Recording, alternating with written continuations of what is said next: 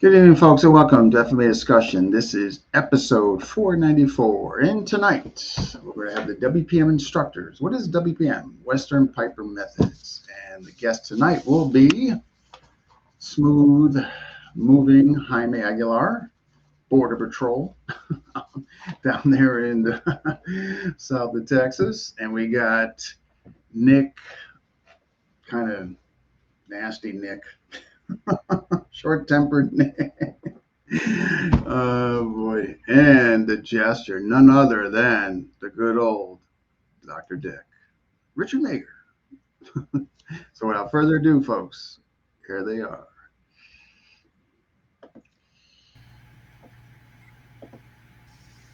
Hey guys. Good evening. How are you? Nick was not going to say hi. He was just going to wait. Nick looks like Nick might have had a rough day at school. It's his first week. So need not say anymore. So I just figured we would, let folks know what we're doing. I mean, obviously, there's been kind of accelerated growth, if you will, since we launched with the great help of you guys. So, would you? I guess first off, you guys kind of why don't you guys we'll go around robin. You guys can tell what WM's about and what do you think is what's resonating with folks. Jaime, you want to start? Sure. How are you? Thank you so much for having us, Dean. Oh my God, anytime. Yeah.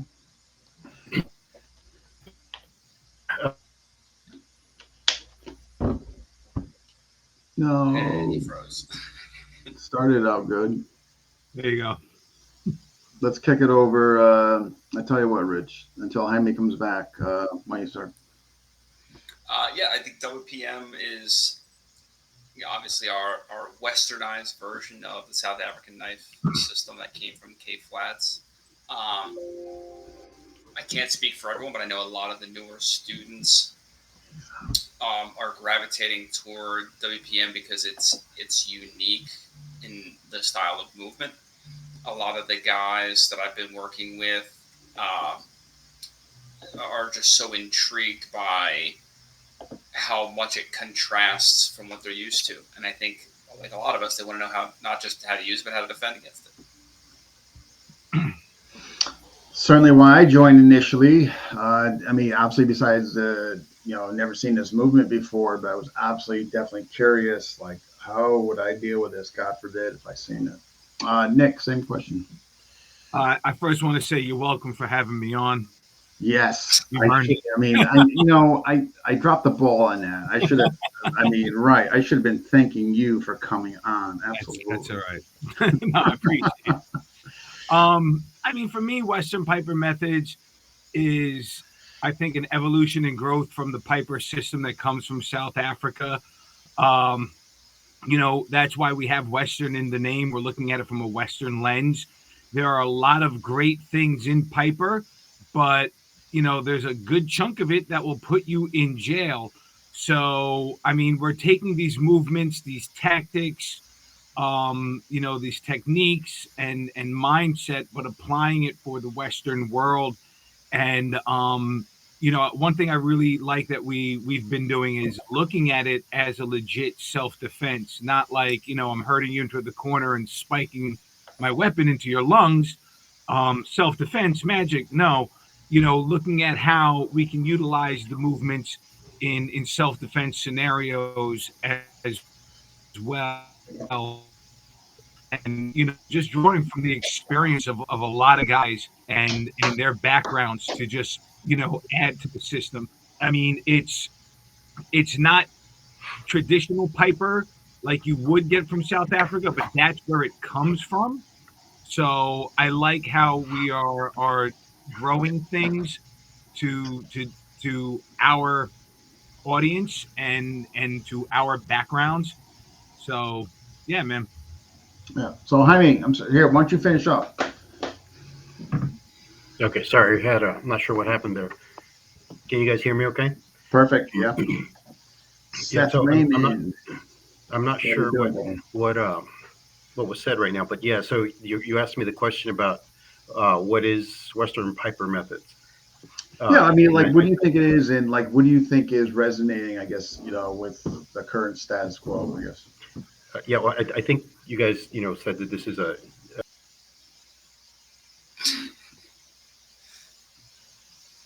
Be Live hates me, or hates Jaime. I'd say I think Um, it's just Jaime. all right, well, until he comes back, I'll kind of answer as well. Yeah, so in other words, folks that are watching or will be watching, basically what WPM is, we're basically taking farther what Lloyd initially did. So what did Lloyd initially do? Lloyd, with concerted and conscious effort, sought out the Western Hemisphere farce clientele. With that being said, he also tailored some tactics for the Westerners. And so there was some modifications in the curriculum from perhaps from what he originally got. Okay. And that not just in the actual movements, but philosophically speaking, Lloyd also changed some things. Again, taking into account what legally defensible and just what Western culture as a whole. So with WPM, Western Piper Methods, we have further taken that to, well, not just philosophically speaking, but particularly in the arena of, okay, what can we extract for self defense? Controlling of diminishment, its transition to other weapons, and what are some of the benefits from Piper that would complement your other martial arts that you train, or just whatever, whatever else interests you. You know what I mean? And so it's something that we've just further perpetuated, which Lloyd initially instilled in us. And there, we're just taking it farther, is all. And probably if Lloyd were still around, this is perhaps he might have maybe gone in this direction, and that. So, and then you guys want to add to that before we? No. I think too that not just adapting to the Western culture, but taking a different approach, because Lloyd wanted to make sure that we weren't embracing the criminal element. Right? There's still Piper factions out there that rep the black hoodies with the number gang insignias on them, and Lloyd wanted to get away from that because he wanted to be able to present this system to people like law enforcement. So there's a different angle that way. Yeah, I mean, he definitely meth. I mean, one of the things he was when our last contact with him, he was definitely doing something with was the equivalent, I guess, of the Polish SWAT or whatever, and that. And so, far as a lot of people have asked, what's going on, hearing messages, whether I get into Messenger or just, talking to folks, like, what makes us different. The first question is, are they watering down? And what I'm trying to want to let folks get out of this, as well as other things in this interview tonight, is no.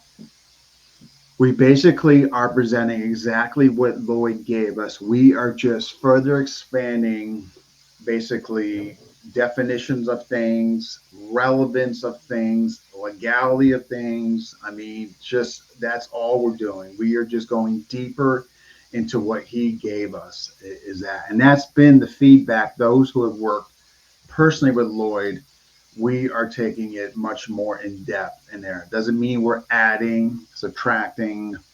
Yeah, have there been a few modifications? Yes, but it's pretty much what we were initially given again, and so there hasn't been any real changes in that. So anybody that's ever seen Lloyd move and all that, many say he was the best moving guard, and I would tend to agree with them. So you wouldn't get an argument out of that with me. One of the things that Lloyd really, really encouraged all of us was our own individuality. In other words, not trying to emulate someone else's movements, particularly his when he was around, but rather get inspiration from it, let it see where it can complement or help you. But really, he wanted to see individuals. He did not want to see copycats. And, Nick, anything you want to add? Yeah, I mean, I think it's very important that we recognize and embrace, Lloyd the Young, because that is the guy who initially taught all of us, Mm-hmm. as a group and individually. There are detractors to Western Piper methods And my thing I would say is, are you going to detract Lloyd the Young and say he wasn't worthy of being a guardian? And that's just kind of the whole, like, we're taking what Lloyd taught us and we're moving forward with it in our direction, trying to be true to everything. We're not saying, oh, he did this wrong or he did that, and we're going to change this.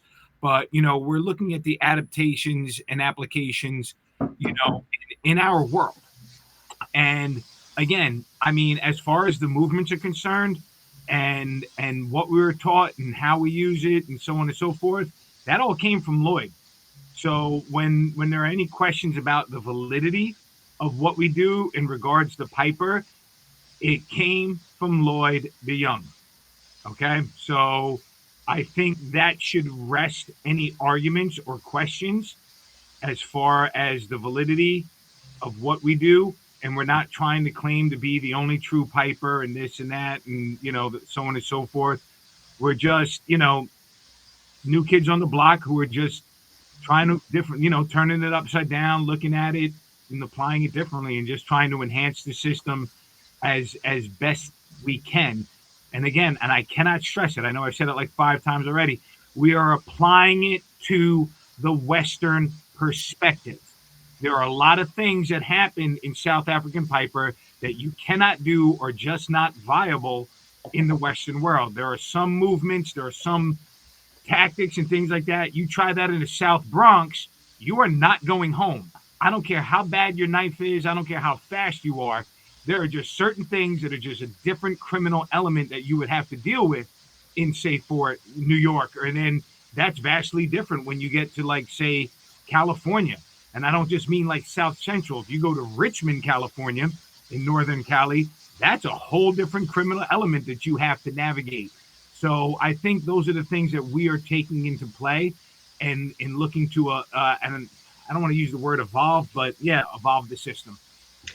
I don't think you're off by saying the word evolve, because here's the thing too with evolution. There's absolutely a physical aspect of evolution, but there's also the philosophical evolution. I mean, in other words, he set the tone, with us with the Western Hemisphere, as far as the clientele and taking consideration, the legality over here and what his, and where his clients were coming from and that. But that's still an evolution philosophically. And that's essentially what we've done. I mean, there's been a philosophical evolution with us, but there's also been, as far as the physical tactics / techniques, there's been some evolution. Matter of fact, personally, with WPM, I think there's been more of a philosophical evolution, actually. Yeah, I mean, we've stressed more, like Lloyd would bring up, for instance, okay, yeah, this is made to be transferred to other weapons and opportunity and what you have on person.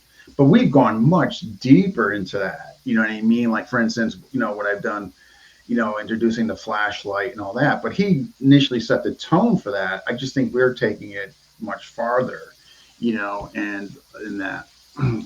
Rich, anything?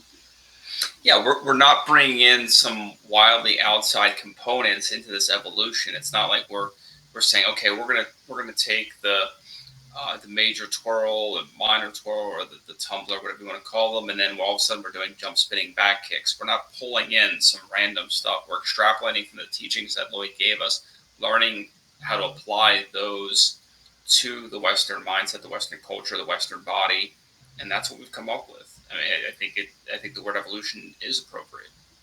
Yeah, I agree. Nick, anything? No, I mean, it's a scary thought when you have something very traditional your whole life and you start to see a change beyond your control. And I've seen that in a lot of systems. I can only speak for Serrata, and that there are certain things where it's just a natural evolution, and some people grasp that the system isn't changing, but the spirit and the mentality of it is. And then there are a lot of old keepers of the guard, which is fine. You need to know your history and recognize it, who I guess would say are purists that are a little bit leery of any new changes. And I see that in Piper as well. But that's just the way things are. You want things to grow. You want things to get better. You can't do the same exact movements that have, been practiced, time and time again, and expect success all the time while the rest of the world is evolving around you. Case in point, BJJ. When BJJ first came into MMA and, started to clear house in the first UFC fights, right?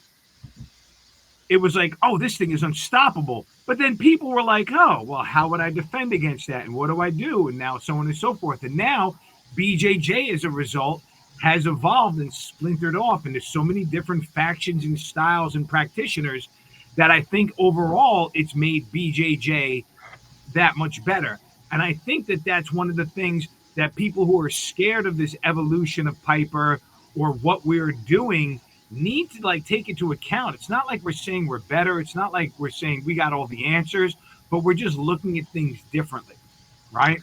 Yeah, well said. Actually, as far as like looking at things differently and not saying, yeah, I mean, we've in the past given full credit to Nigel, still do. Yeah.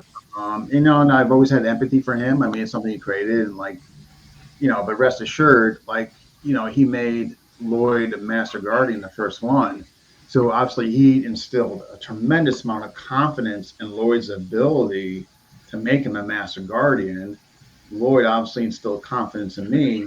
So it's not like there's this huge disconnect. I mean, it's really not. I basically, as you guys know the best of anybody, I've taken what he's given me because you guys all work with him, and I've just taken what he's given me. We already identified the evolution and just have been passing it on. Yeah, I've not like made up any new Piper stuff and put it in there. You know what I mean? Hardly.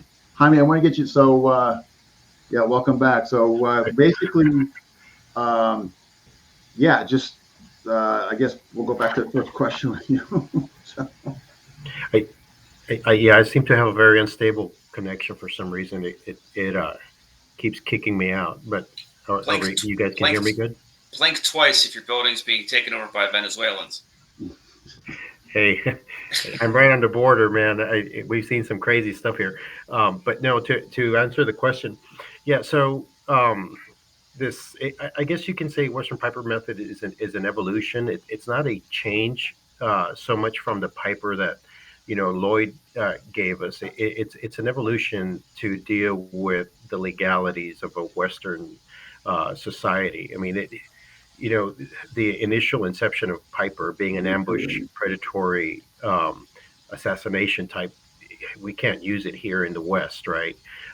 So we have to work within the Western legalities, and I think Lloyd saw that as he traveled the world that Piper had to change some of its components so that it was one useful and applicable to people living outside of South Africa.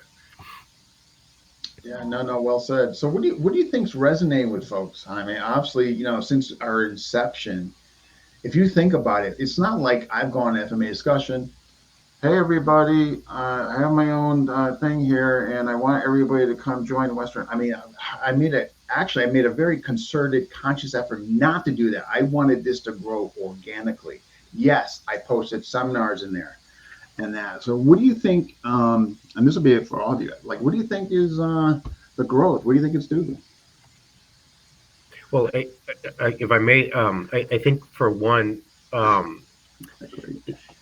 no, am I on still? You're good. Oh yeah, you're perfect. You're good. Oh, okay. Cut out. I got the reaction. I thought, oh shoot, it kicked me out again. No, so I think for one is you have great people that are representing the art.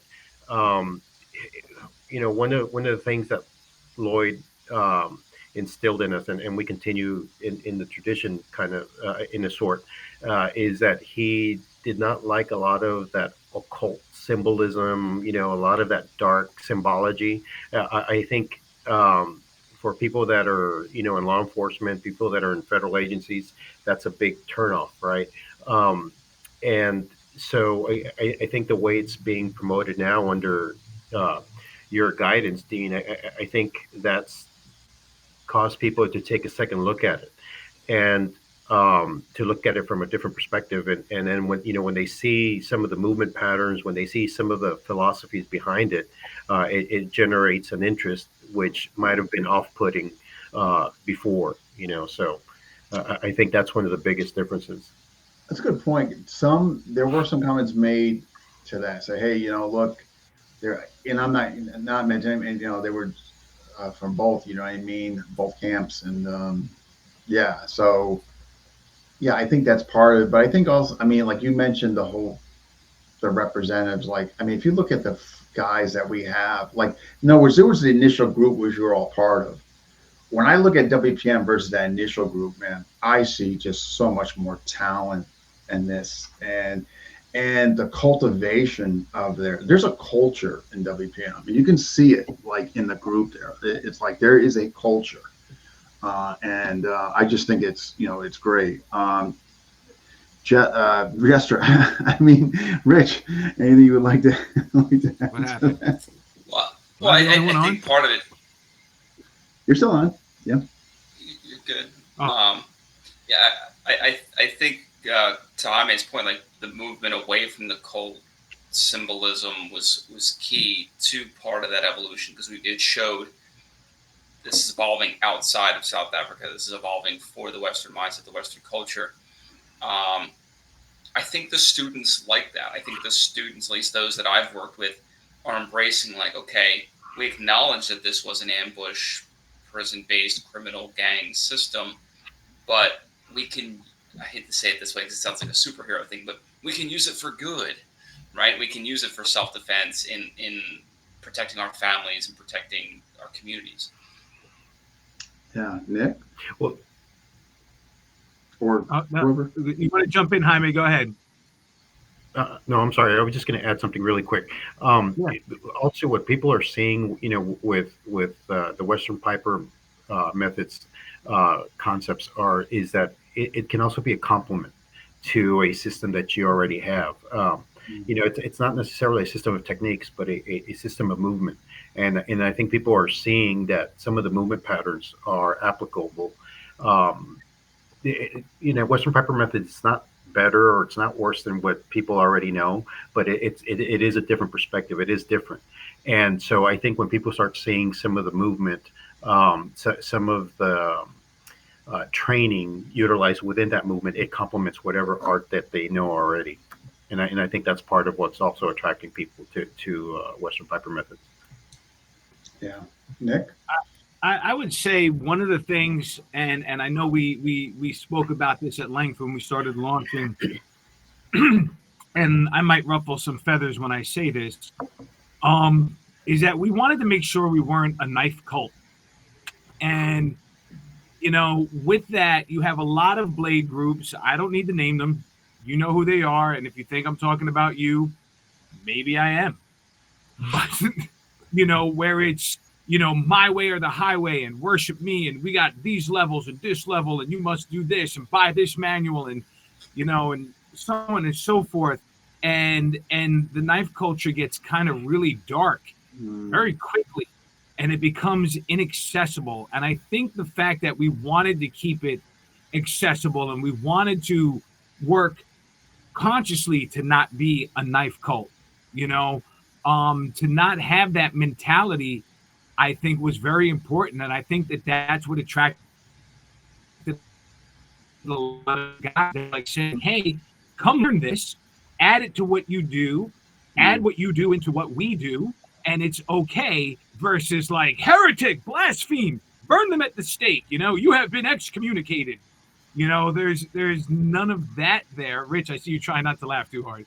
But well, I was in one of those knife cults. It was I'll say it was a system called Blade Technologies, and I got caught up in it for a while. But honestly, I learned how to get out. Terrible experience. Don't talk about the Grand Poobah. He will come for you in the night and take away the scroll. But I think that's one thing, is that we look to keep it accessible, and I know Jaime's worked towards like keeping it involved with law enforcement. I know I've worked to like, well, how would females access this, right? And a lot of people, well, they'll just use the knife. I don't know what kind of females you know, but a lot of the ones I know don't want to carry a knife. So then we have to start looking at alternate weapons, in which I think like Piper not being a slicing system adds to that. Being able to incorporate a lot of things like Western boxing that some people claim it didn't, but you don't really see it. But I think that that's what it is that we're trying to bring that out of people. Like okay, here's the C-lock component in the traps. You're really good at that. I want you to help add to that system. Okay, you're really good with your hands. How would you incorporate the boxing element into it? What kind of weapons do you use, and what kind of you know what I mean, like that type of stuff, and just keeping it very open. Again, the key being that like we don't want to have that cult mentality, and I think that we were very um, deliberate with that from the start, and I think that that's made it accessible to people. That's a great point because there are a few people that one person in Canada in particular revisited Piper due to us.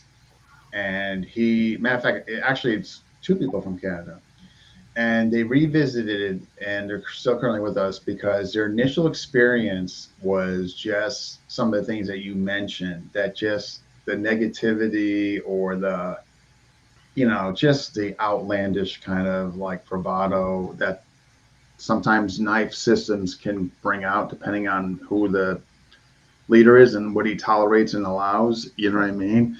And so I think people see that with LaTeX, like they see this group of guys that, and a lot of the people in the community know this from other arts, particularly if you look at the FMA community, and they're saying like, well, if they're doing it, it can't be that bad. There's got to be something of value there. I mean, these are good folks. I mean, Burton has been behind us. Medusa, my gosh, I mean, they've been so supportive of us and still continue to be supportive. I mean, Mike, Seth, I mean, Jason, Brian in there. So, but the whole thing too with the gal, one of you guys touched upon, I think it might have been Jaime. That's so important. Like we actually talk about that. We actually talk about like diminishment. We actually talk about, like, hey, yes, we're showing you this from the integrity of the art, but we immediately segue once you got all the components via level 2, how the other weapons really come to play and how we stress that. Because the last thing we want to do is,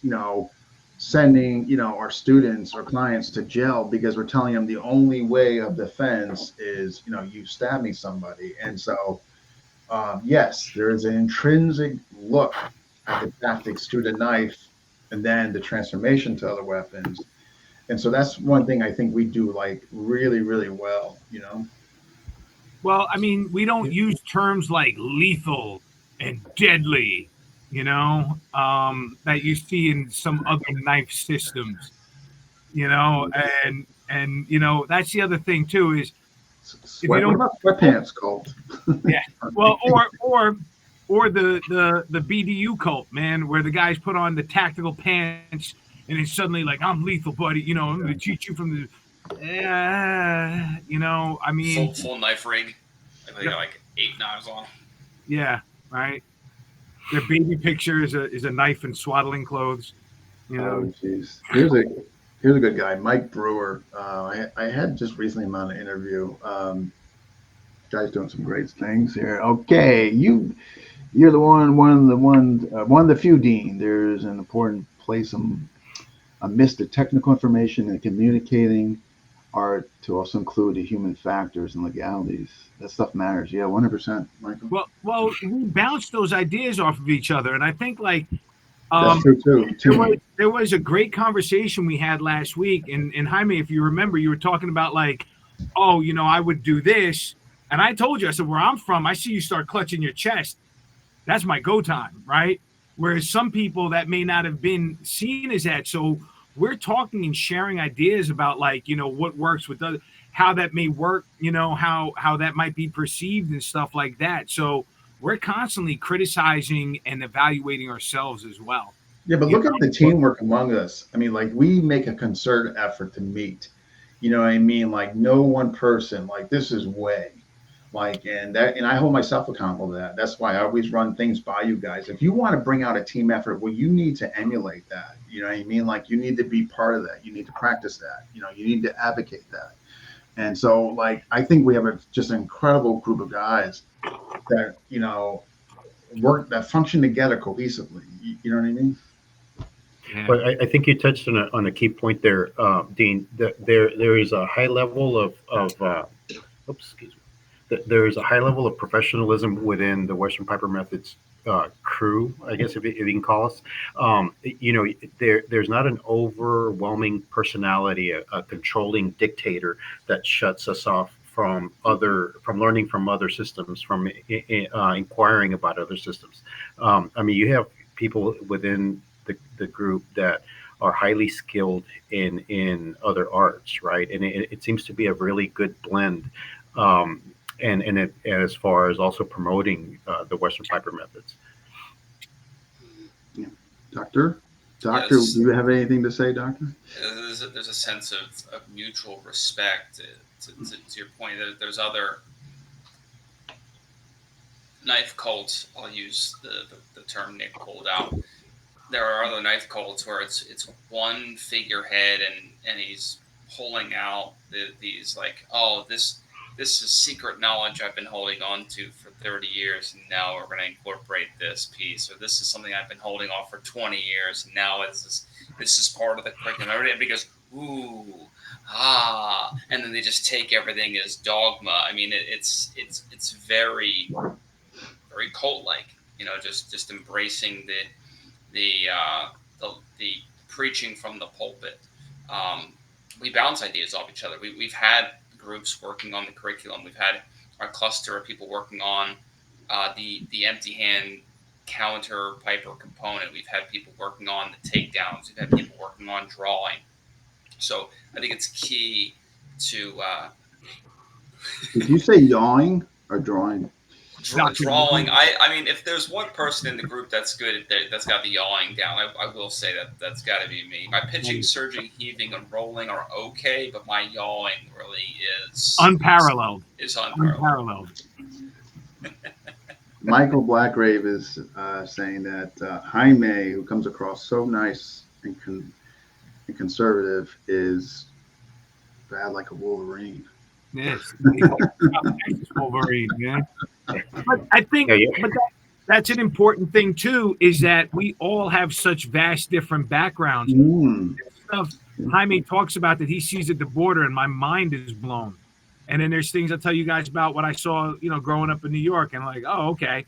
And then, Rich and Dean, your experiences of yawing, not, but like, your backgrounds and your techniques. Like, so I think Mine's more surging. I just want to establish that right now. And then when we have the other guys within the groups and their backgrounds, and the Medusa guys, weighing in, helping out and stuff like that. I mean, it's not just the vision of one person, True, it's not true. just and I like the word you use there, Rich, dogma, right? If you can't question why something is done and why it's effective, then you are probably in a cult. You know what I mean? And that's one thing we have openly had within all the group discussions, that people can question why something is done, or Mm. the purpose or the And effectiveness. freely, we actually embrace it, right? Yeah. And I think too, what would also I got to go back and give more credit to Lloyd. We all had experiences with him, but he taught us different stuff. He catered it to our body type. He catered it to our background, whether we had an FMA background or a Kempo background or some other knife system background. Like, Lloyd gave us different pieces at different times based upon what he saw us being able to gravitate toward. And I That's think so we do that interesting. within our own group, as we take each other's strengths and employ them in this process of evolution. I think that's one of the best things that came out when the four of us got on that call, because the four of us, I don't think we're ever on a call, and just how, like, like how he actually gave us different things based on body types and all that. But I want to get back to here. I want you guys to answer. So Mike has got a question here. Okay.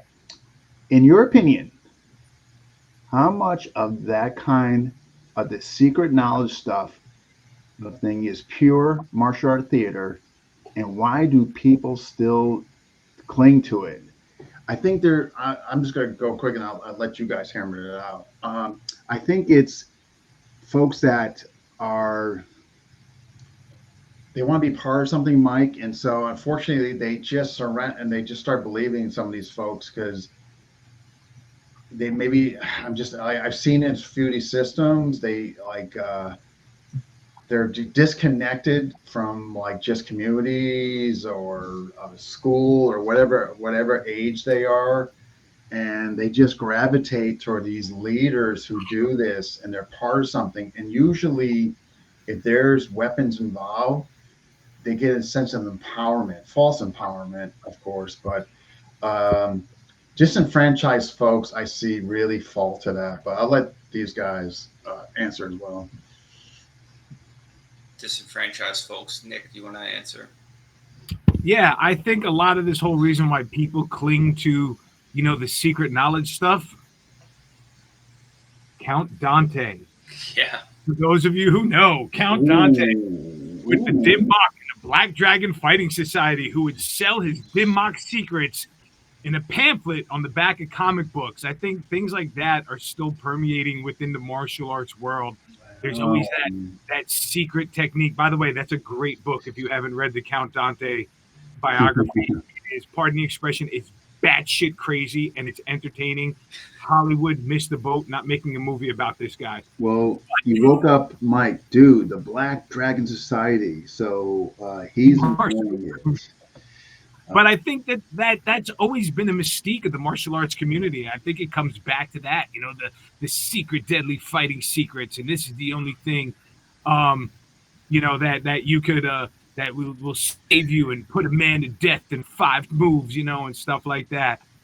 Michael Brewer, I'm in my office, so I have that book readily available. Unfortunately, That's the deadly funny. fighting secrets is upstairs. Michael Blackgrave has a very appropriate answer. They could just be dumbasses.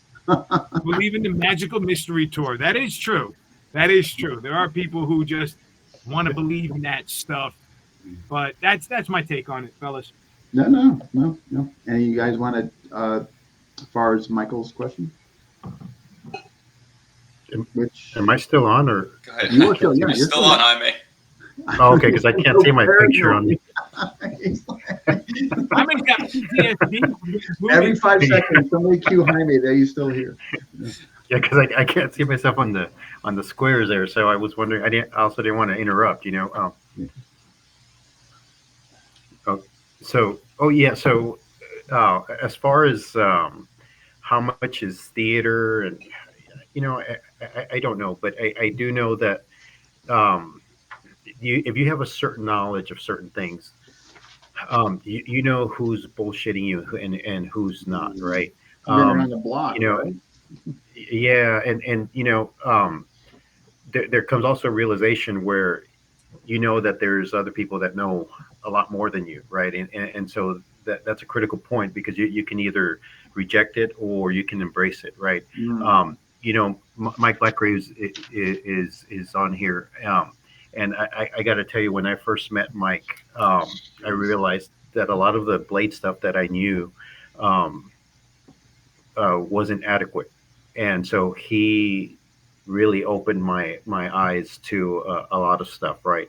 And that's why I hold him in high regard. And the same thing with with Lloyd. When I first met him, it was something completely different. And so there's things that you embrace because you know that you are lacking in something, right? And I think just Piper in general, when the first time you see it, it's hard to, how should I say this?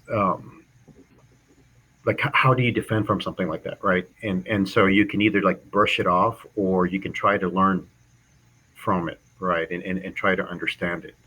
And so that's just my 2 cents worth. No. Anybody else wanted to add? I was going to say, I think for a lot of people, it's this intersection of, like, I'm not going to get too deep down the rabbit hole, but like between psychology and economics, because with supply and demand, if I've got some grand poobah who's teaching these secret scroll techniques and he's only shown it to 10 people, it's like, oh, only 10 people have this. It must be very valuable. Let me jump in. And with that comes their own ego. I'm going to be the next Grand Poobah because I'm one of the select few. I'm trying to learn this thing. It's going to boost my sense of self, my confidence, my technique, and everybody's going to want to be part of my group because I've learned from the master up on the hill kind of thing.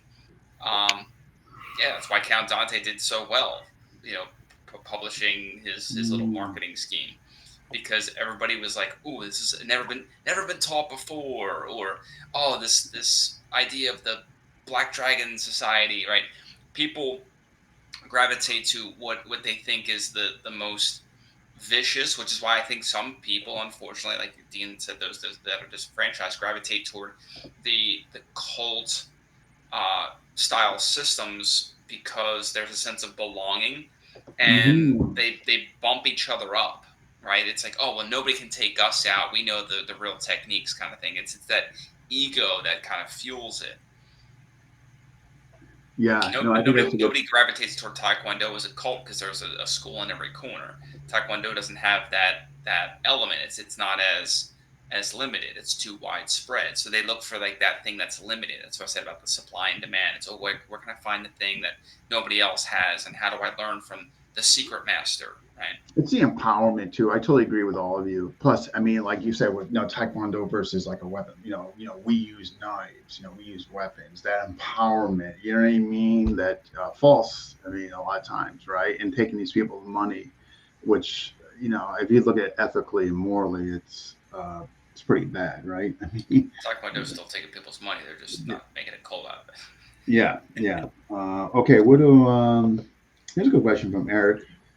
What are some of the different ways you guys pressure testing your Piper? A few different ways. One, when I first, before I answer, what do you guys do? And I can answer. It's from Eric O'Brien.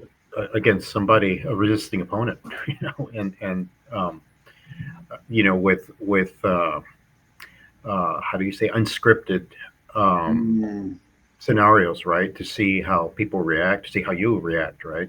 I think that's besides the real thing, which it probably never happens. I think that's the closest you can get. Yeah, I mean, like I'll just piggyback off what Jaime. The things I've done is, I had people come at me and how I defend against it. It's not pleasant. If you're going at somebody and they've never seen it before, it's pretty much it's done. I say just incredibly just skilled. What else? Pressure test and sparring with certain tactics like the flick and stuff like that, picks coming down. So more or less in the sparring context, Eric, I like thinking certain tactics that can kind of fit in the sparring in there. So any other guys? I go down to the Hunts Point train station in the South at 3 a.m. and just start popping shit. No, and I tape $100 bills on myself. And no, I think a lot of it is the pressure testing and the sparring. I know early on, a lot of my students were Krav Maga students, and I got to be honest, I think they're some of the best people to spring Piper on because they have such an aggressive approach. But you also poke holes in them, no pun intended, with the techniques and stuff like that. But also you get so that I love that because they're ready to go. They're attacking the knife attack. I love and then when you get the Piper student who has just learned just enough Piper to use in the sparring, those are the ones I love to have attack me because they are balls to the wall trying to spike me. And that pressure tests like what my defense is, right? Yeah. Because sometimes the more they learn Piper and they kind of see a little bit more knife on knife, and they become very wary of it. So you'll see like my guys when they first start out and I'm attacking them, they're like jumping in, Krav Maga, and it's like, oh no. And then when I teach them enough Piper, they're like, kill, and I have to handle that, and they're utilizing some Piper techniques. But when they really start to grasp it, and they've done more sparring with me, Piper versus Piper and stuff like that, you see a lot more deliberate choices in their attacks, and it's a lot more scaled back. So I think for pressure testing it, sometimes the least experienced students, but you have to be careful because those are the ones that are going to hurt you, right? Especially Krav Maga, they'll try to kick you in the balls right off the bat. Remember, no groin balls. kick, no Krav Maga. No balls, no Krav Maga.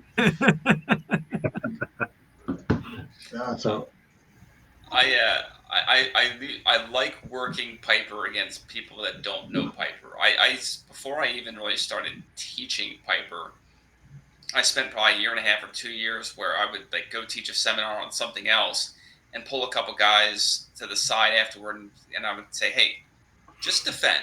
I want you to just defend against what I'm going to do. And I would just play and just see how I could make Piper work against somebody that didn't understand Piper. That was my favorite way of trying to utilize it and pressure test it, because it allowed me to see openings better. It allowed me to be a little more tactical with things like fakes.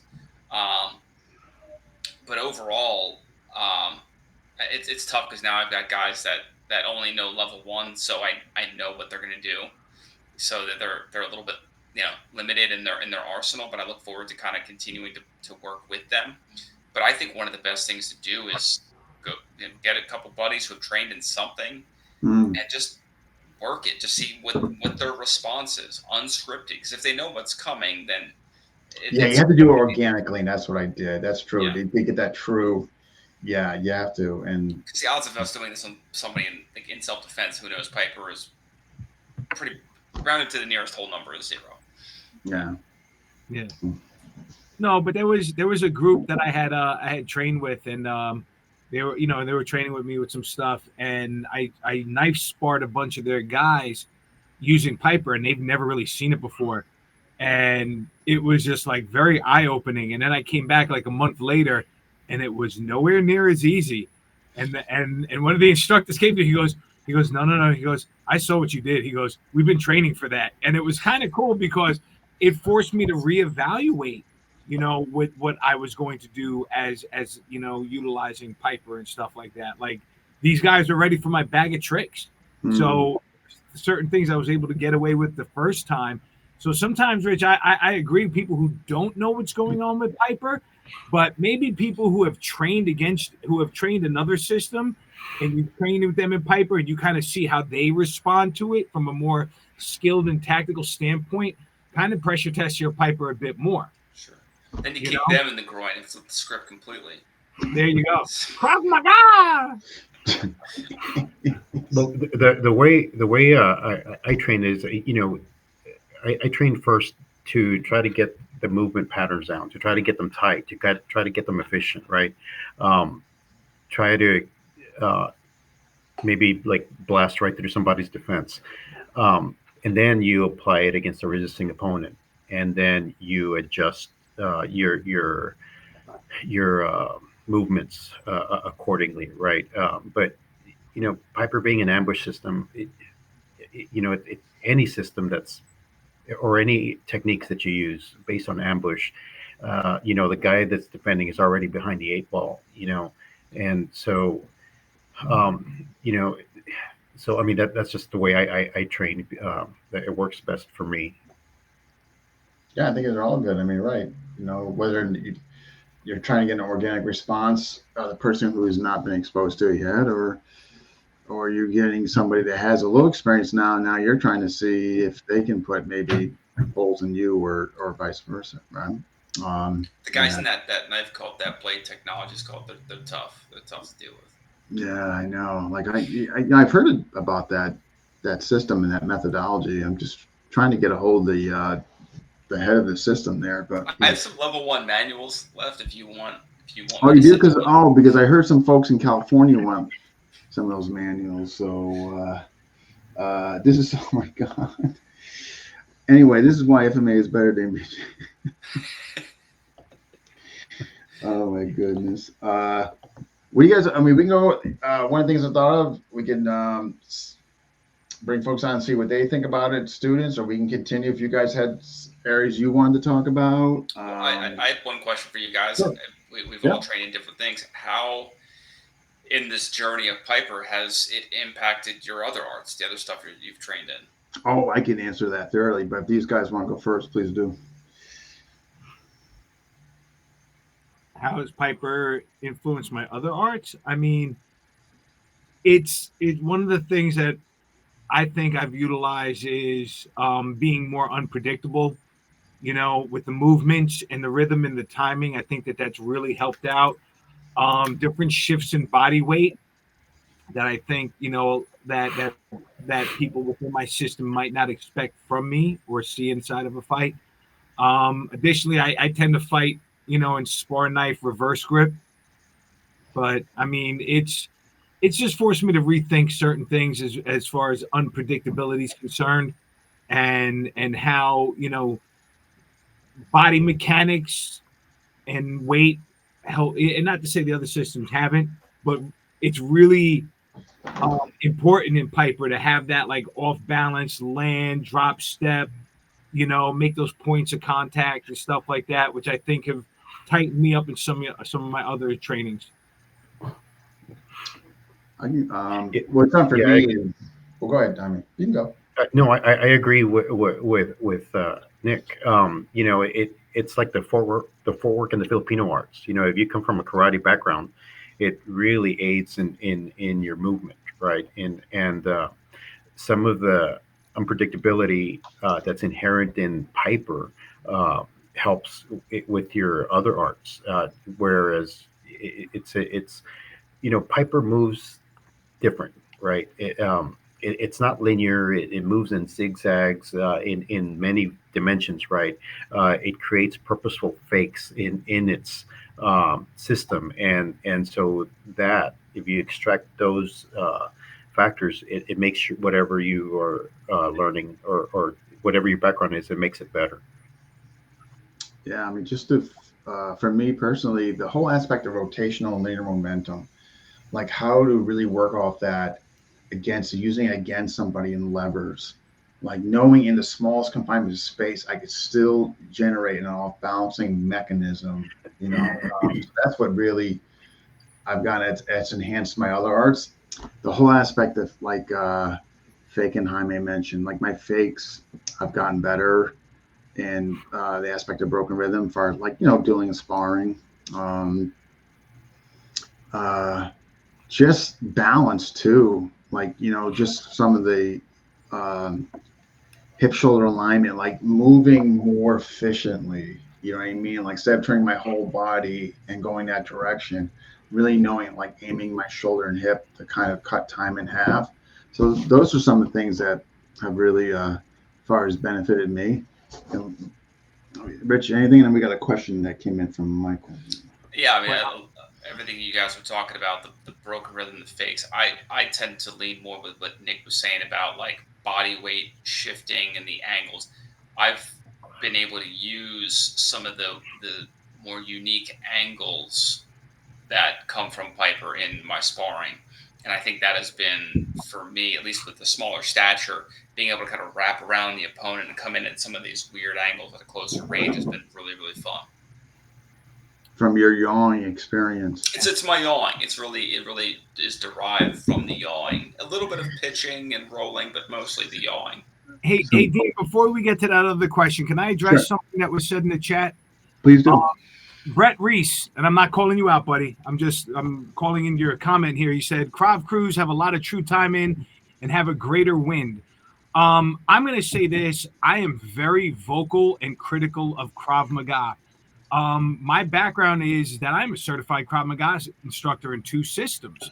And I cannot say that when Master Ken says Krav Maga is bullshit, I can't snicker sometimes. I'm not saying all Krav Maga isn't. I think Krav Maga is a great system to just kind of get to the lowest common denominator. But you have too many guys running around saying that it's a true Krav Maga, and it's just like they put you through hell and they make you learn all these techniques of A, then B, then C, then D, and you'll get murdered against somebody who just has a little bit of knowledge. So I think if Krav Maga, and there are some guys out there who are very open-minded and understand the weapon arts and trained with weapon arts. Like the school I work at is a Krav Maga school, and the owner is a very good friend of mine. And I'll see him teach a knife technique, and he'll look at me to see my reaction. And if he sees me kind of smirking, he'll come over. He goes, "Okay, so how are they going to die?" And we work through it. And he's willing to adapt and grow. But we have to eliminate this mindset that Krav Maga gun defenses, I'll give that to them all day. Otherwise, it's BJJ, kabab, and bad stick knife techniques. That's the truth. And I'm telling you from behind the curtain, somebody who is certified in 2 systems. Okay. Mm-hmm. Keep that in mind. You come into a Piper class, you go into a Krav Maga black belt class, and you are a level 2 Piper guy. You are going to be the human blender. I'm going to tell you that right now. So keep that in mind, guys. All right. Renee forgot to add that he viciously headbutted me in his basement, and I'm still recovering. So, okay, I'm just catching up here. The Krav hackers are hitting Nick. Yeah, you're going to be getting some death threats, Nick. That's all right, fine. Let's get back to Michael Blackrave's question. Do your Krav Maga knife techniques. You'll see how that works out. or lack thereof. All right, so here's Mike's question. I'll play devil's advocate. You're jumped. Your weapon is not out. Now, how are you teaching to deploy the weapon, or more so, when to deploy the weapon? Or what is your answer to his weapon in play? Yours is not. Are you at a disadvantage? So I don't know how deep you guys want to go into tripwire, but who wants to take a crack at it? That's the answer of tripwire. Okay. So all right, let's give him something.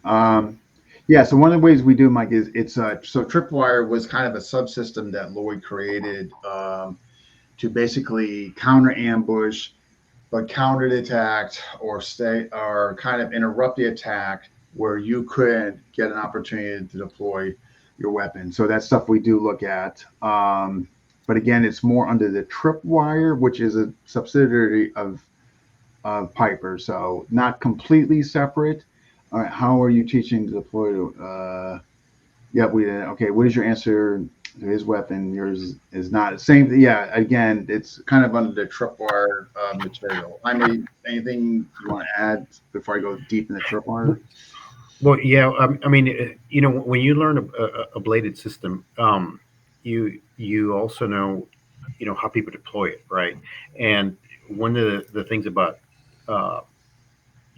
Piper being a criminal ambush system is, how not to the nth degree, but generally how a predator is going to use a knife.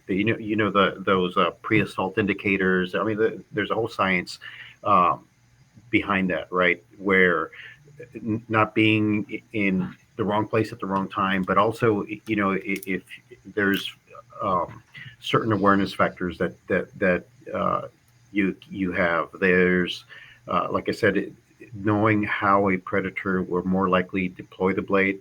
At least you're somewhat already mentally prepared, and if it does happen, well, of course, there's different things you do: create space, escape first if you can, and Piper. One of the beauties of it is the movement patterns lend itself to where you can quickly deploy your blade if you have to also.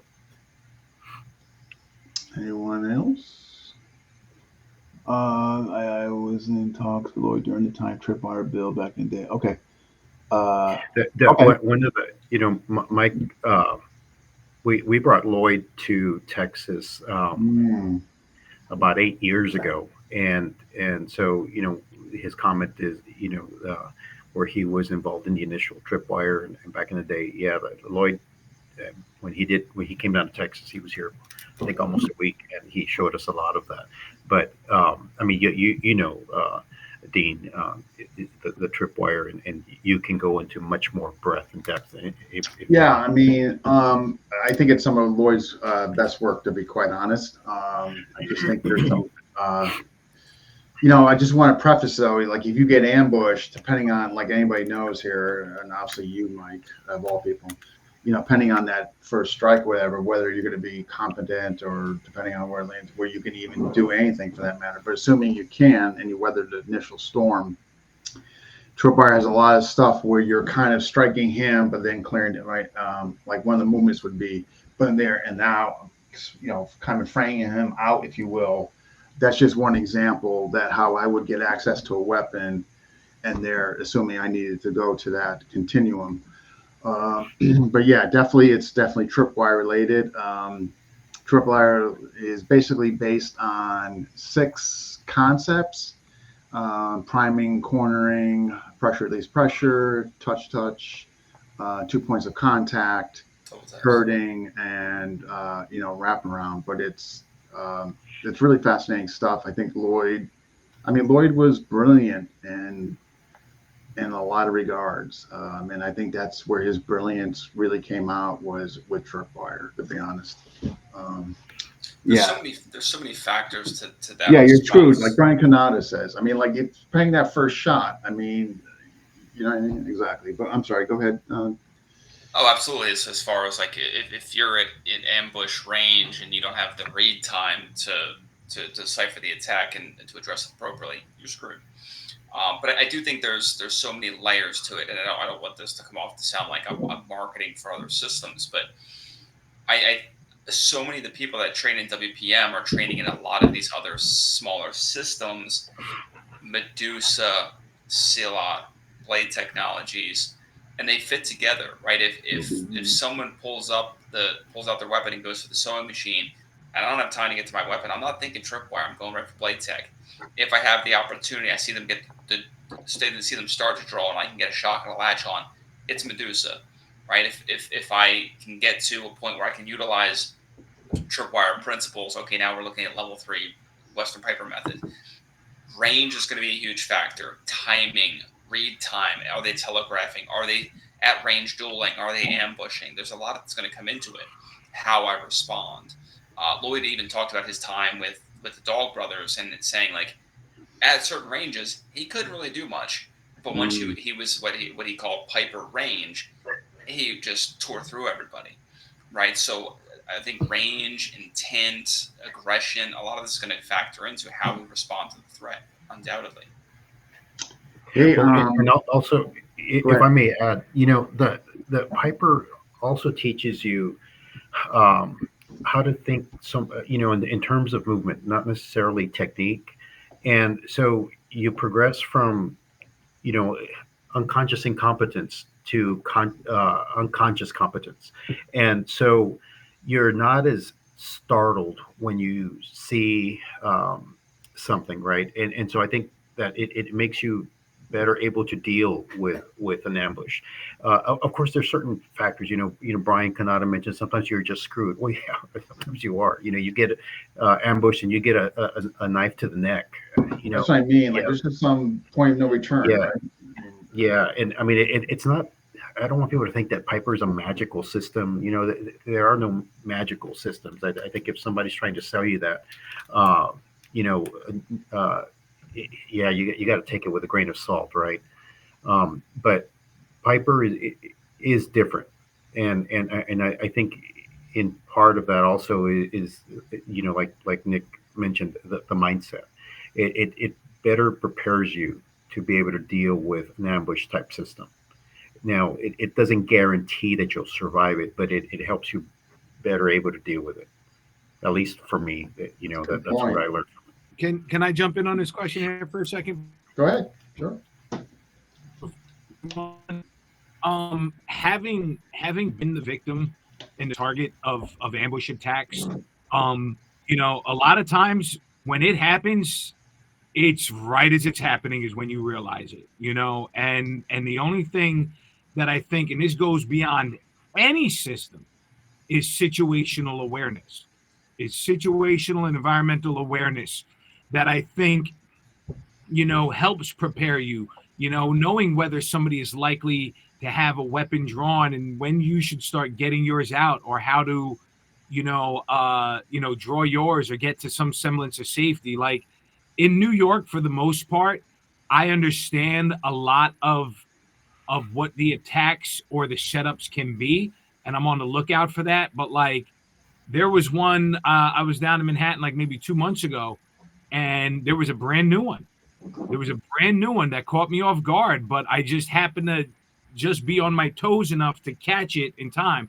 What it was is I was walking down the street one way, the guy was coming at me, and we weren't lined up exactly, and he flung a coffee cup to my offside to where I would like draw my attention to the street, and he circled around. Now I like to use I'm not like this Maha guru sitting there and I have 360 vision, but I had enough situational awareness and peripheral vision as I looked at the cup, like it caught me totally off guard, and I saw him circle, and I turned and I faced it. Now I'm keeping an eye out for that kind of attack. But then again, that's also very. I don't know if that's reached anywhere else. In California, one of my first times out in California, I heard a bunch of bird whistles, and I didn't know what that was. Yeah. And all of a sudden, a bunch of dudes in one color climbed over a fence and started walking at me funny. Yeah. Situational awareness. It changed. So, I mean, there are certain things that, any system has its stuff, you know what I mean? And I'm like, and I agree 100% with Rich. Like, if I caught off guard and I need to go my weapon, I'm probably going to go into like Medusa mode of just strike latch until I could draw and start using my weapon. If I know something's coming, it's going to be a real slick draw and be palmed. But again, it really comes down to situational environmental awareness, and you can only show so much and you can only teach so much. It comes down to the person, how they practice it and how they utilize it, And I think some systems really need to start taking that more into account. Maybe not even a system, just in general, what is situational awareness? Yeah, I mean, I think pre-violence as a whole, I think needs to be expanded upon in some of these systems. I mean, just right off the bat, well, Rich can tell you in Blade Tech, there's a huge amount that's just dictated to pre-violence, actually mock drills, just because, it's just, the importance goes beyond. Well, and let me just to add something really quick. I think Piper is in its most effective state because it does two things. It's pre-violence awareness, which we were discussing, but also chaos management. I mean, Piper deals in chaos, right? And if you don't train in that type of environment, it's hard when the chaos moment happens how to deal with it. What you were just alluding to, Nick. And so I think one of the things that makes Piper effectively is those two things. So, one of the things I thought, I didn't have enough time to run this by you guys in the pre-run because I wanted to just get off at 7:00 and make sure we just can jump on and with no issues. But I was going to maybe we don't have to do this. So I'm just trying to, I wanted to run this by you guys previously before we were going live, was have a couple students come on 5 minutes and just tell what they like about WPM, kind of spread like what they feel about it or whatever, unless you guys got stuff to talk about. Only if they also talk about how great we are as instructors. Like, I would really like to hear that. Okay, so students are to be seen, not heard. No, I'm joking. Oh, gosh, that's have they paid their journeyman dues yet? Well, all right. Hey, guys, if you're watching and you're a student and you want to kind of jump on, kind of just say something now, and I'm going to kind of send the link, or we'll give you, guys come on in like 5 minutes or something and just, say whatever you like. If that's of interest. If that's not of interest, no worry. No chance there. So I'm guessing, Norman, if you're interested, let me know. Brian, if you're interested, let me know. Who else was here that was watching? Okay. Norman. Yeah, guys, just talk about like what you like about WPM, how it's impacted your martial arts journey. Most of you guys have trained in other stuff, like how it's shaped the way you view not just WPM but other systems.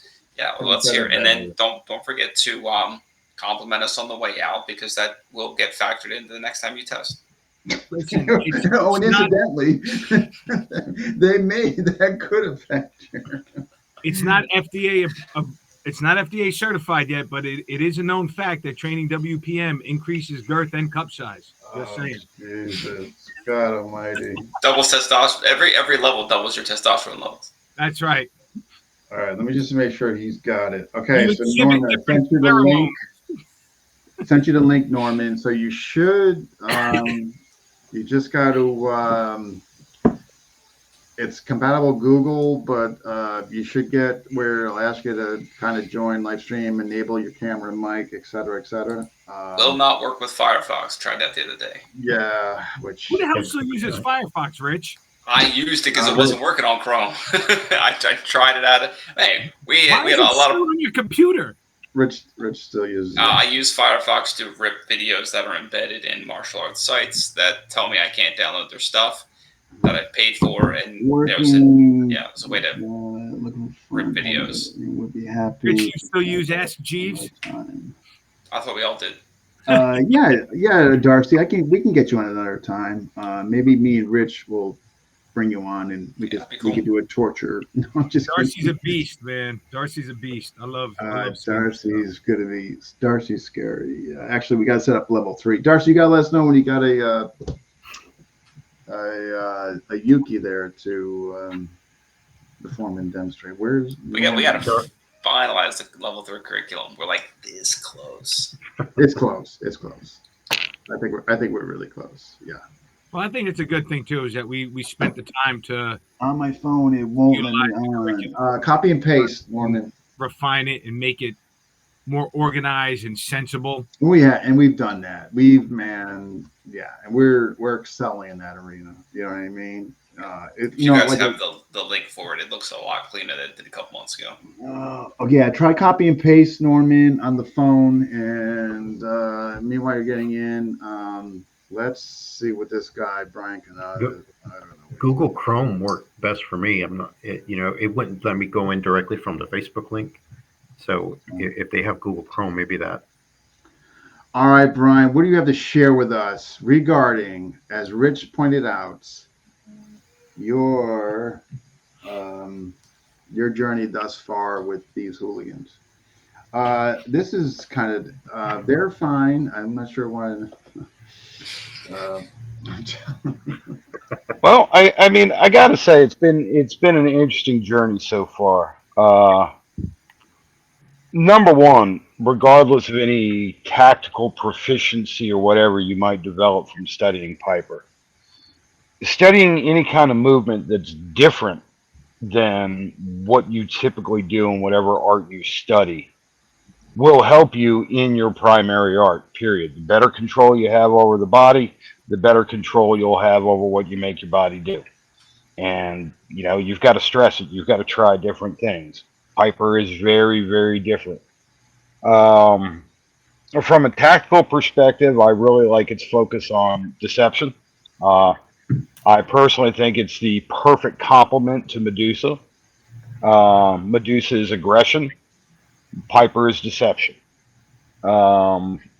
As far as training with these individuals up here, though, that's a whole nother story. Contact me offline. I'll tell you some stories. But seriously, these guys are all great to work with. I have fun learning with them. I have fun learning from them, and fun teaching with them. So they're a great group of teachers, except for Nick. He's just an asshole from New York. Listen, I got my Brian Canada shirt on. All right, I'm recognizing and representing right now. Hell yeah! Ain't nothing like an old man in a Hawaiian shirt to really make you double check whether you want to approach or not. Hey, that's part of the Piper deception, right? I mean, that's it. Yeah. As to connect, I hope this is a correct podcast. I'm not sure if this is at my Ford Molly agency. Oh Jesus! Norman, put that out there for everybody. Awesome. Joe, if you want to come on, Joe, let us know. Here, I got a couple dogs I'm going to murder. Remove. I'm sorry. Wait. I will tell you this though. One of the things that I'm really enjoying about Piper is, the guys I'm starting to teach stuff to, and seeing them not only kind of grasp the underlying nature of Piper, but watching them figure out how to apply it and make those movements part of their own stuff. Those of you that get a chance to train with me, one of the things I'm really big about is getting people to develop their own style. And Piper's really, really good at letting people develop their own movement style within the structure of Piper and apply those tactics in effective ways. So I got to give the system that from the get go. Appreciate that. Yeah, we don't want any clones. No, no. And I think you could see that amongst the instructors that like there's a lot of common threads in how we move and what you know, but you'll see like for each instructor there's a difference of expression, and movement. So it's not like, oh, this guy's Piper's better. You'll clearly see it's different based upon body type, attitude, background, experience, things of that nature. And I'm glad you picked up on that and you keep that alive with your students, man. Well, yeah, I mean, look, really, just look at the instructors here. Starting with Rich. Rich is, Fun believe it size. or not, if yeah, you're fun size. But believe it or not, I personally feel that Rich moves closest to Dean. And I know that seems kind of strange to say it that way. It makes But sense though. there, He had more he had mostly his contact. I got more mat time with Dean than most. Yeah. but you have Dean's fluidity. All right. Sure, it's applied in your, stature, in your range and your reach, but you have Dean's fluidity. All right. Guys, I vote to promote Brian at level 3. Anybody else? I vote to change Rich's nickname to Dr. Little Dean. Just, You know, just make him instructor. there. there we go. There we go. We look at the Jaime. Jaime is smooth and sharp. There's a very there's a snappiness to his movement. No, Jaime's got very clean lines. Mm-hmm. And Nick, you've got and I say this with all the love of my heart.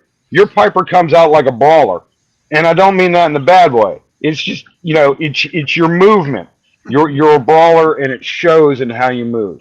And it's but you look at every single one of them, and they're all doing Piper. So I think it's a wonderful thing. He's level 3. I mean, Level right? 3. I agree. Yeah. Is there a level 4 maybe that he can be? There Three is and a now. half. No, 3 with the gold star. 3 with the gold star. Oh yeah. Okay. Nah, come on, guys. I'm 2.5 at the most. All right. Let's be honest here. No, that's what makes us, one of the things, Brian, that came out recently that we weren't aware of, or maybe we were aware of it, but we didn't really talk about it, was like the 4 of us are the ones that spent the most time with Lloyd, but also we all kind of got different things without like really realizing it. And Jaime and Rich kind of got more of a Kempo kind of stuff where I didn't get that stuff from Lloyd. Lloyd didn't give me that. So that's interesting. That's what made Lloyd kind of brilliant. You know what I mean? As far as who was in front of him and what he was going to kind of give them and extract from them. Yeah. I've worked with Lloyd a little, not as much as I would have liked, but Lloyd is a very interesting person to learn from. That's one way to put it. He is a ADHD teacher. He bounces around. One day you're getting level 1 stuff. One day you're getting level 3 stuff. One day you're going down a rabbit hole of something he just thought about 20 minutes ago. But it was all good stuff. So I'm glad I had the chance to work with him while I did.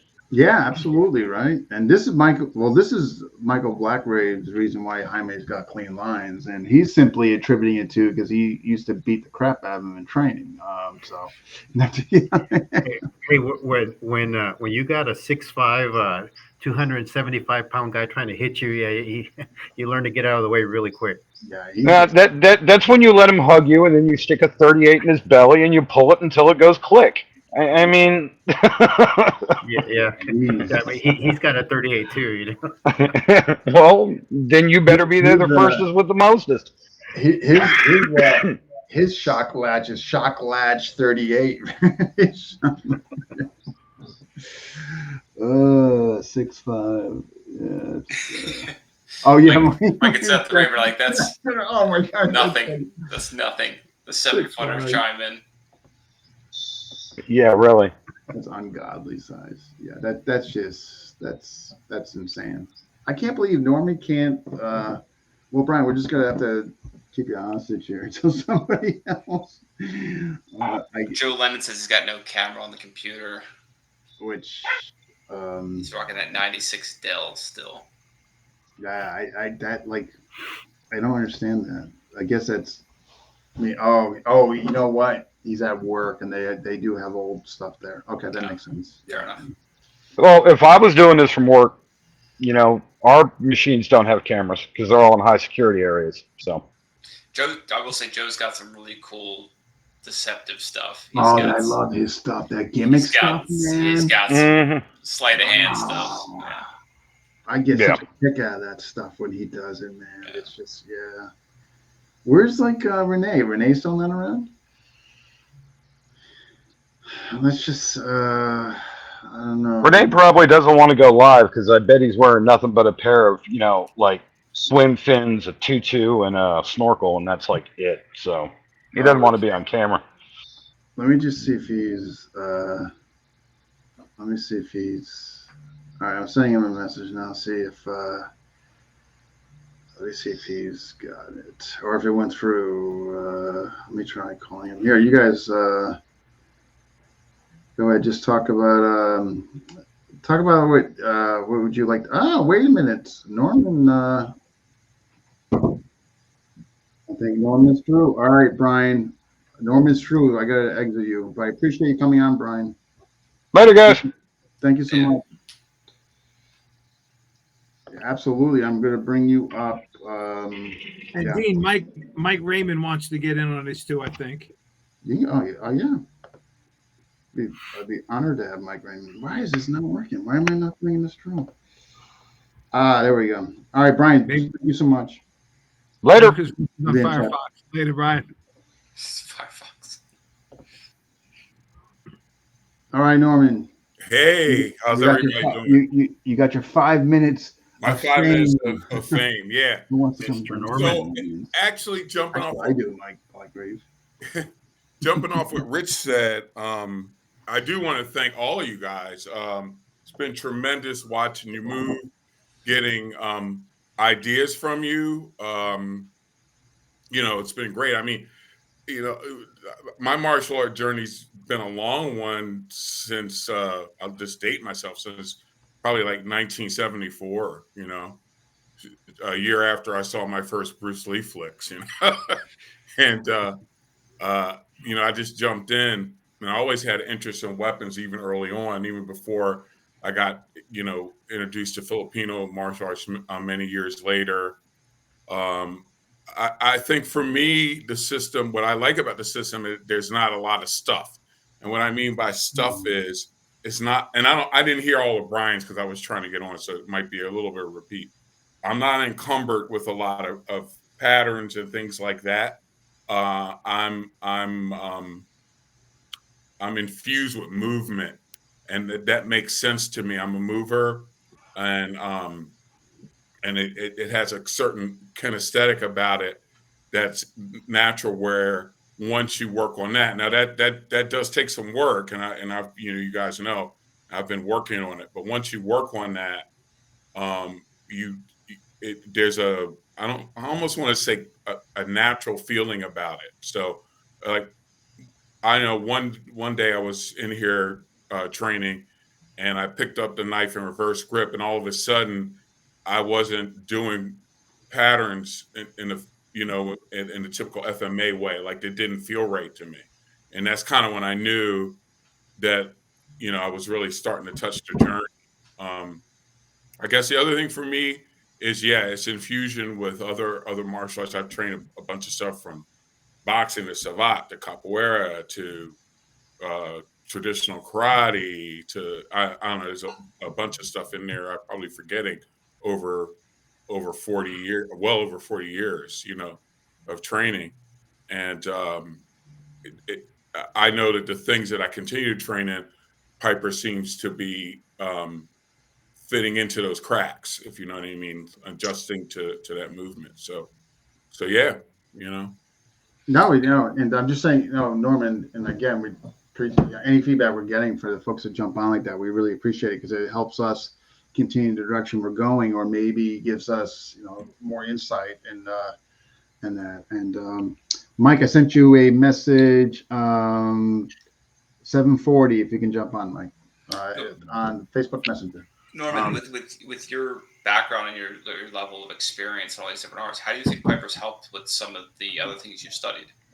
I think what it's done for me is help me with and I know this word is bandied about quite a bit in our group, is tactics. And I've had tactics from other things, obviously from martial sports like boxing, where there's certain things you do to adjust to opponent. But I think one of the biggest things that it's done is it really makes me adjust, even in my empty hand and empty foot stuff, as far as movement and tactics go. And I notice it, even when I'm teaching, I noticed it last night. Like we have a small group here. I'm in New Jersey for the people listening. I'm in South Jersey, which is close to Philadelphia. And we have a really small little kind of a community-based studio called Ludus. And I know when I'm training and teaching students, I'm just teaching some basic Filipino martial arts to them right now, and starting to include Piper with them. I notice that it starts to come out. These things that I do are starting to come out. I'm still a work in progress, obviously, as a lot of us are, but that's for me.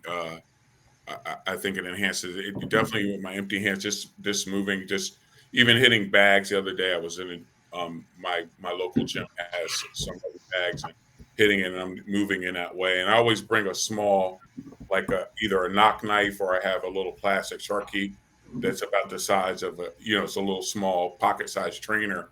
And I do, at least even in the gym, I do a couple of rounds with that in the gym. I know people are looking over me like, what the fuck is he doing?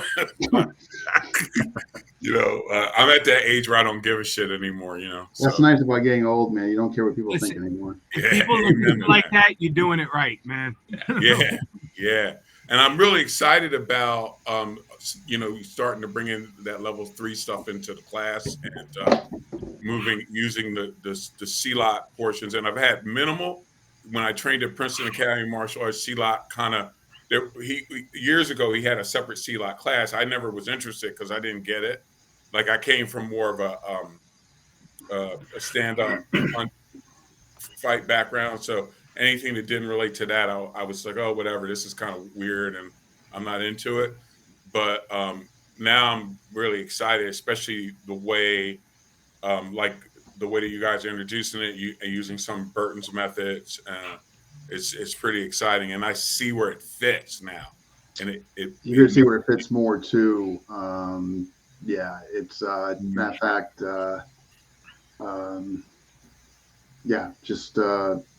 more is coming, and you're gonna really enjoy it. Matter of fact, if you can, Norman, check out the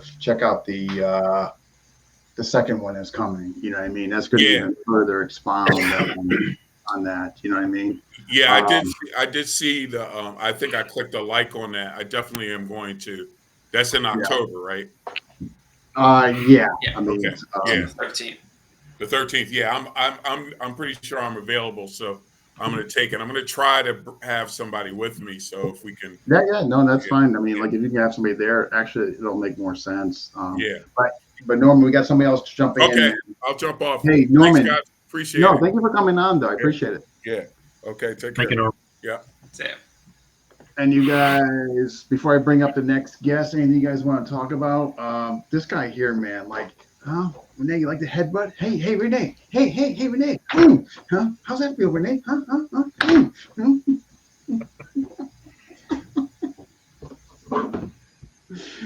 Here he is, the one and only growling dog. In my defense, I was having fun. That was very fun. Much needed. Like, yeah, that I can honestly say that was one of my funnest experience in my martial arts journey to this date. Was being in the basement with Renee.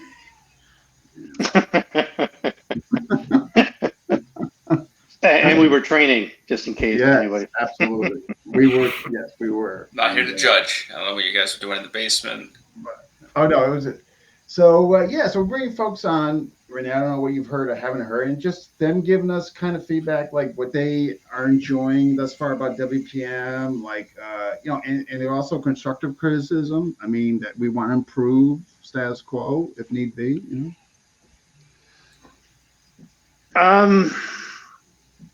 What I like about Western Piper, it's there's a lot of simplicity behind it, and I kind of like that part. It's kind of like I feel that's where FMA used to be, maybe decades ago.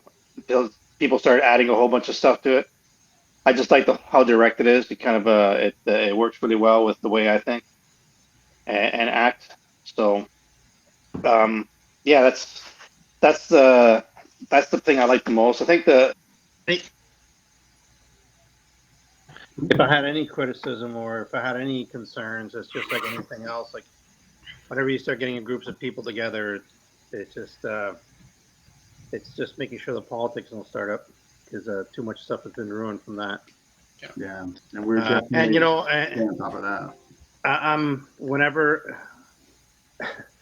I was a part and been kicked out of a lot of groups for how I feel and the things I say. But as soon as I started hearing people saying how tough I am and how badass I am and all this other stuff, that's when I bounce. And and I haven't heard that from you guys and from us, sort of thing yet. So, but that's something that I keep in check with my guys. As soon as I hear them talking shit like that, it's just like, okay, time to mask up and let's see what happens. Because it's important to me that like if you're gonna have that kind of attitude, you better be able to back it up because there's always like a guy out there who's gonna just look at you sideways and say, "Oh, really? You're a badass?" Okay. Like I remember back when I was bouncing, the guy I had a new guy on my team, and he kept talking about how much he was a veteran and how much he was like a veteran in bouncing and so on. And there's just people out there who love that kind of stuff. They're like, "Oh, you're a veteran, okay? So I guess I'm gonna see if I can punch you out," and that happens. Gotta check that ego. Yeah. I just realized, Renee, you have on here not Tim. Not Tim. I don't know how I missed that. Well, that's never mind. Let that one go. So what do you think about how we instill, we want to create unique movement in folks. We don't want robots. We want really individual personalities that come out in their movement. And we don't, does that resonate with you? Yeah, well, the way it's taught, in the beginning, everybody's a robot, and everybody's gonna, has to kind of copy what the instructor does. But the way it's taught, and the way you guys teach, it allows for your interpretation of it. Everybody hears the same rhythm, but you're gonna dance differently, right? So, and that's, I think, at the higher levels, even of fighting, that's what I find is that if you try, if I try to move like Dean, it's just not gonna work for me. Or anybody else here. Just you got to find your own kind of rhythm and make those concepts and things work. Yeah, no, well said. Yeah, well, we enjoy having you with us. We really do, and we hope obviously that you're going to do some nice things up there in Toronto. Working on it. Yeah, no, I know you've had some stuff. Yeah, no, we know. No worries there. Have you met Jaime before? No, Oh, so Jaime, growling dog, How are you? good. Yeah. a charming fellow. So, I'm the most charming fellow you'll ever meet.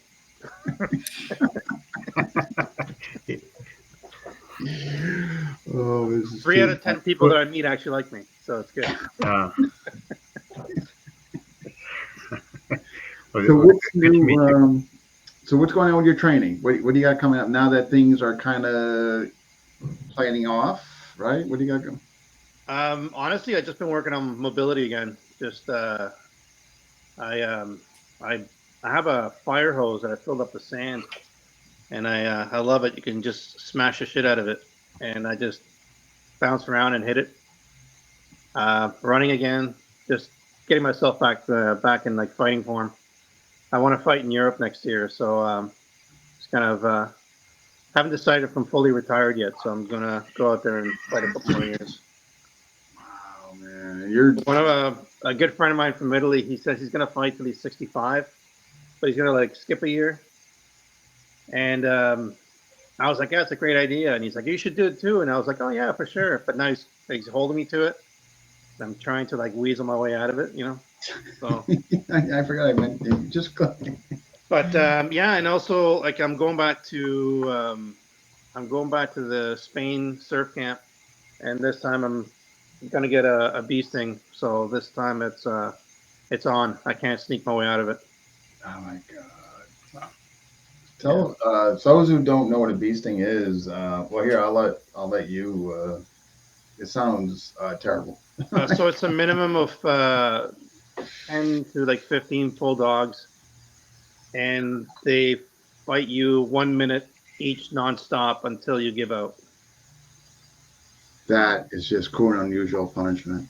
That it's just yeah. Wow. I know guys that have done 3 of them already, and like they're like, "Oh, it's so much fun! You got to try it." And I'm like, "It doesn't look like fun." That So, one of my pals had his hand broken on the first minute, and he just kept going. So it was pretty cool. wow. So Man. Awesome. Well, hey, no, we thank you for coming on quick. no problem. We It was appreciate either it. that or watch Paw Patrol with my kids. Paw Patrol. You can't go wrong with Paw Patrol. Go Bluey. I'm more of a Bluey fan myself. I love Bluey. I love it too. But ever since I stopped drinking, these shows are just not fun anymore.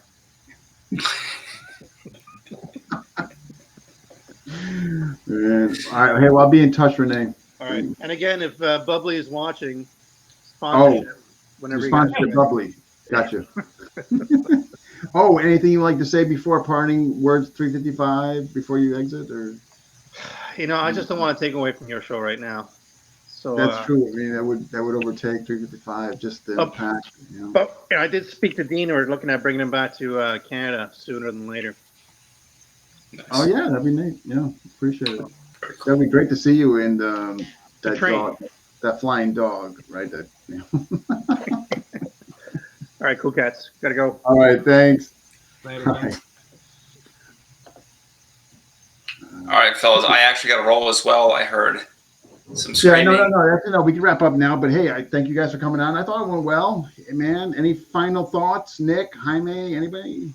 I just want to say this. It's not really Piper related, but if you see the shirt I'm wearing, That's what I wanted to ask you. How do you get it? Yes. it's on Redbubble.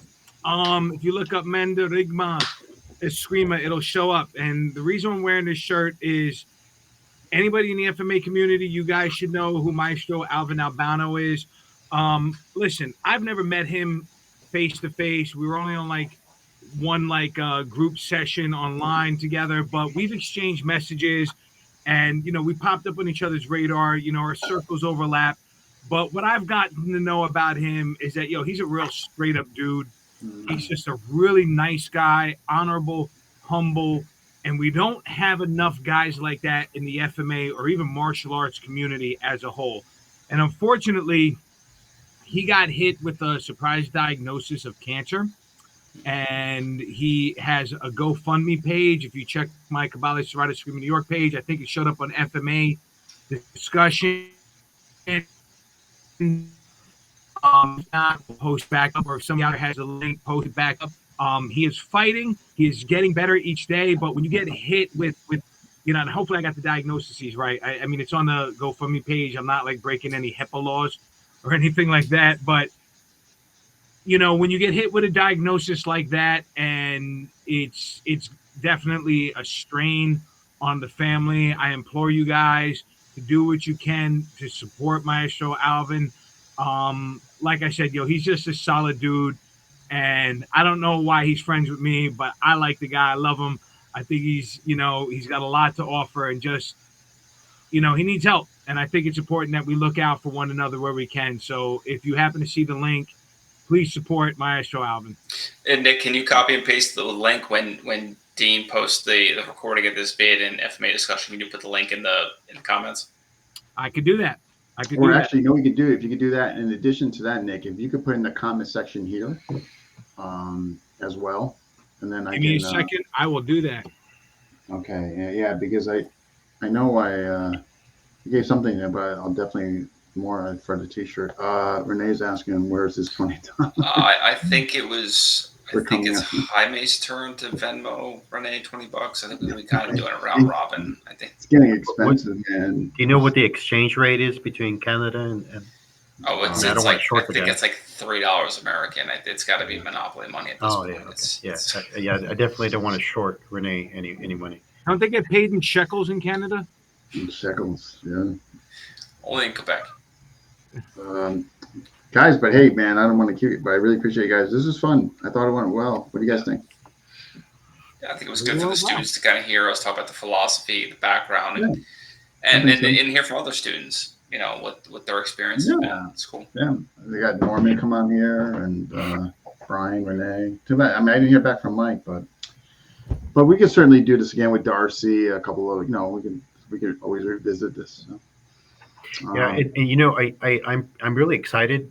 I think if you look at just how much it's grown over the last year, as far as members that are actively participating in it now, Dean, I think you've done an excellent job of guiding it and being proactive and looking towards the future. I mean, we got people like Renee that, does bouncing, and is a member of the Dog Brothers that has an interest in it. I mean, that's a testament to, I think, how it's being perceived and where it's going to go. So I think that you're doing an excellent job of the guidance, of the group, and I think we're going to see positive growth. We got really good people in it right now, and really good people coming into it. So I'm excited, about what the future holds for Western Piper Methods.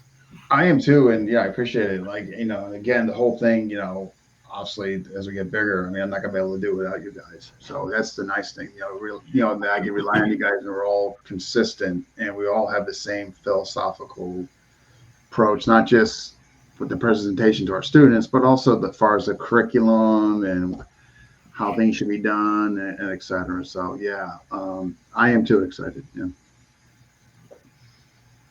Awesome. All right. So Nick, I'll touch base with you if I don't get the shirts in there, but hopefully they'll just come in. Worst case scenario, I'll just reorder them. It's not going to be. No, contact them. They will take care of it, man.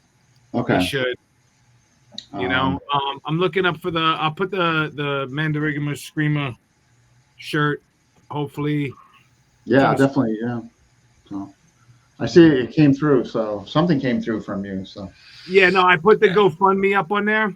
Oh, you're putting the shirt link? Gotcha. Okay. Yeah. I'm gonna put the shirt link up here now because I know some of the shirts he gets a little bit of a cut of the money, or I hope he does.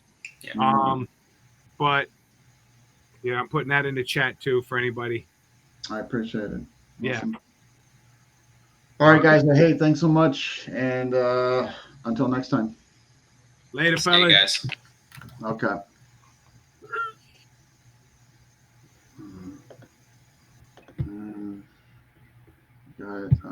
All right, folks, that wraps up episode 494. Who's next?